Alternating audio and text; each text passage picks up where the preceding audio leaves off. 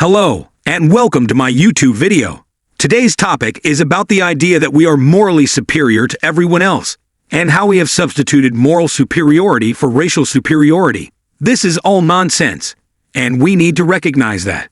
However, this idea is not going to end until the suffering and pain that we are feeling now, for reasons to do with bad economic decisions, come home to roost. As maritime and aerospace powers, we need to recognize that we have never been land powers for any length of time. The British made the mistake in 1914 of confusing themselves over this, and dragged themselves into a war they really didn't need to fight. Bismarck's Germany was another good example of this. We need to understand that there is no rational calculus like this going on in London or Washington. The conflict and war in Ukraine today against Russia are unnecessary. There is no reason for it, and we should all be interested in bringing this to a close.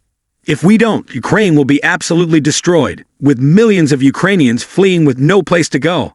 This will harm Europe beyond belief, and it's incomprehensible that people can't see it. There's nothing noble and glorious about destroying Ukraine, which is what we've done. In 1914, we kept out of the Franco-Prussian War and the Franco-British War, and we should have stayed out of the Great War. We could have saved millions of lives, saved Europe, and prevented the Second World War. It was whipped up by the press, and we need a statesman to come along and say we need to have a little think about this. Most wars are unnecessary, and we need strategic thinking. We need to ask ourselves what the purpose of what we're doing is, how we're going to do it, and what we want things to look like after it's over. Unfortunately, in both world wars, the attitudes of the leaders in Britain and France were misguided. There was no thinking about the purpose of what they were doing, and what they wanted things to look like after it was over.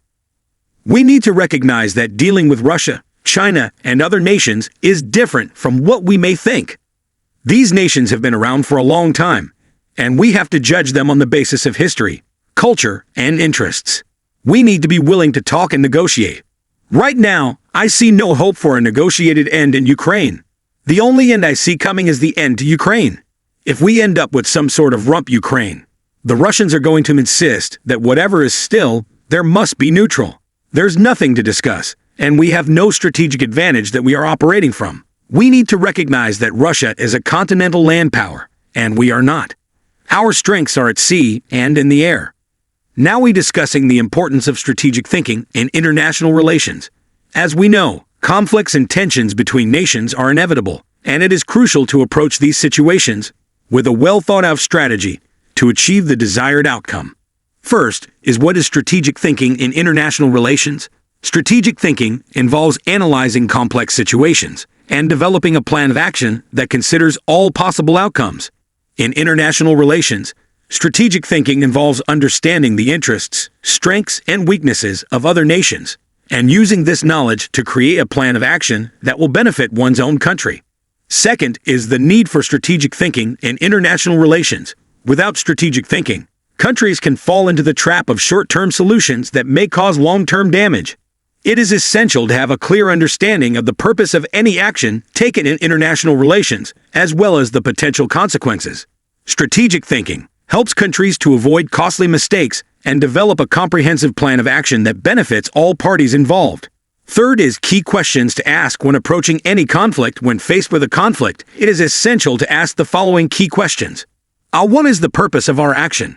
Before taking any action, it is important to have a clear understanding of the desired outcome. This includes understanding the motivations of all parties involved, as well as the potential consequences of the action. B. What is the method we will use? The method used to achieve the desired outcome is critical. This includes understanding the strengths and weaknesses of both one's own country and other nations involved. Developing a plan that plays to one's strengths and exploits the weaknesses of other nations can be a successful strategy.